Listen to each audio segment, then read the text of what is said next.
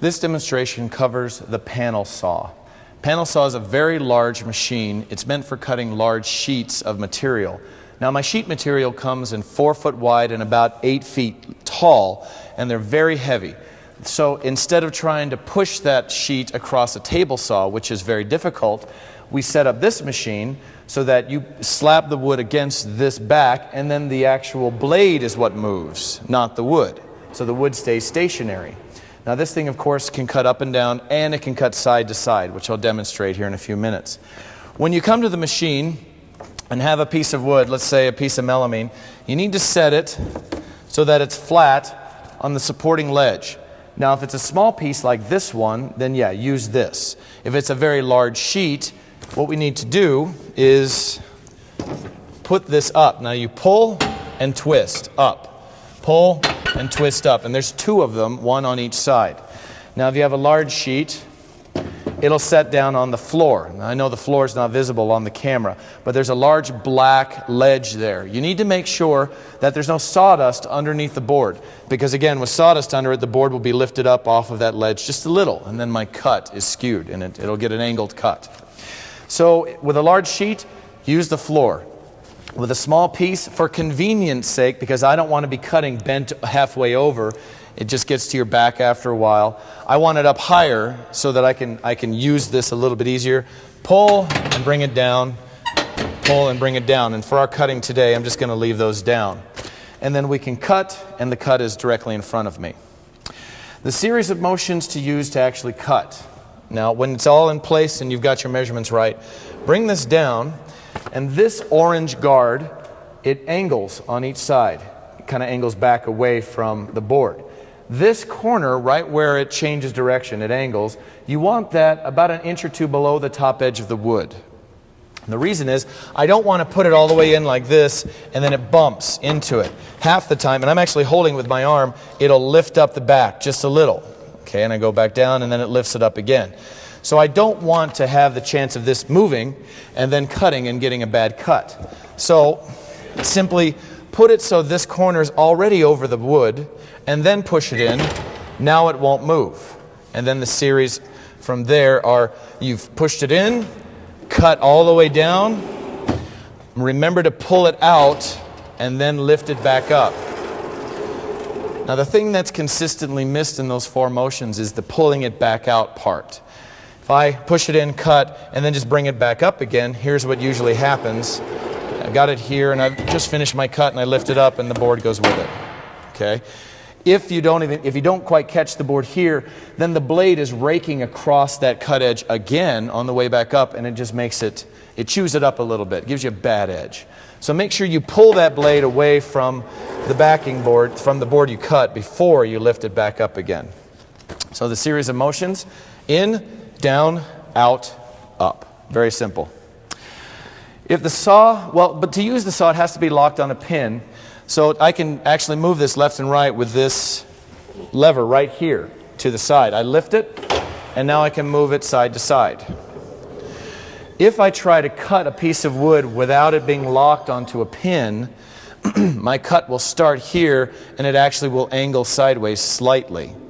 So what will happen if it's not locked into a pin? You will get an angled cut. It'll sound funny. You'll probably start burning your board as well. So make sure it's locked onto a pin. I've got another pin here. I've got a pin, the middle pin that it's normally locked on, right down here. Right there. There's 2 more pins as you continue down the saw. One of them says plus 40 and the other one says plus 80. So what does that mean?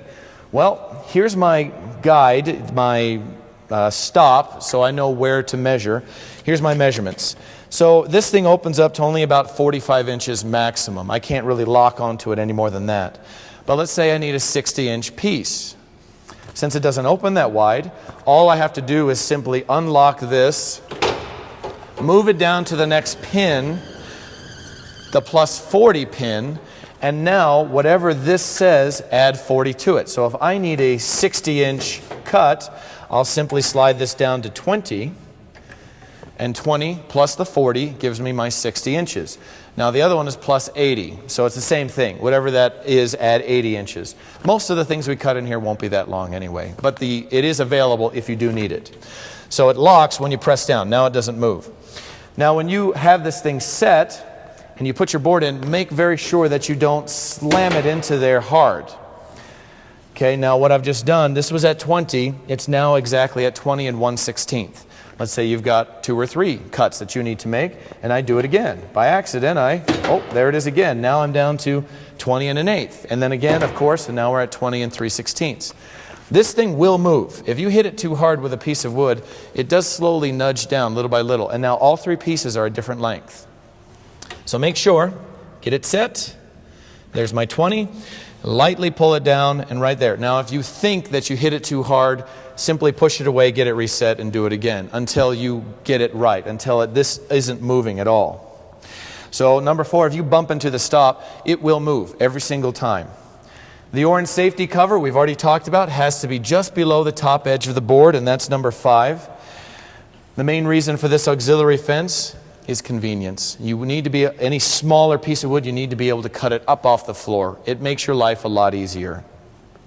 Now if we're cutting horizontally, let me get this locked back in again, or pull it back here. Here's how you set it up. Okay, first of all, we need to keep this thing from moving up and down. So to do that, underneath here, right behind this bolt is a white arrow, and I know it's really hard to see. And that has to point to your dimension. So whatever it is, I'm going to lock it right there. There's a knob, and I just tighten that up. Now I have to turn it sideways. Grab the handle and pull, and then this whole motor turns 90 degrees. And now I can cut side to side. Now the thing to remember, absolutely don't forget, is this saw right now is kind of lined up with this backing strip, this plastic. So if I plunged in, I'll get a cut right through it. And I don't want to do that. I want to save this. So right here on the side, and I'll spin around so you can see it, there's a lever here.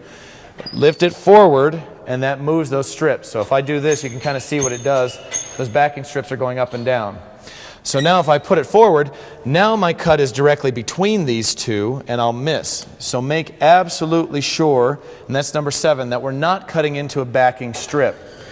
When you guys are trying this out, if you have a look, this one right here, somebody did cut right through the backing strip. Now admittedly, they are made of plastic so that you can cut them and it doesn't hurt the machine. However, given the choice, I'd rather not change these strips if I can help it. I want it to last a long time. When you're all done, please put the lever back again so it's in its home position. Because with it pulled forward, I can't loosen this all the way. This is actually in the way. So I can just barely, okay, there we go. I can pull it hard and it will move. So make sure that that's back, and now it's clear. What direction do you pull if you're going horizontal? This blade has a splitter on one side of it, on, well, the top and this side, since I've turned it.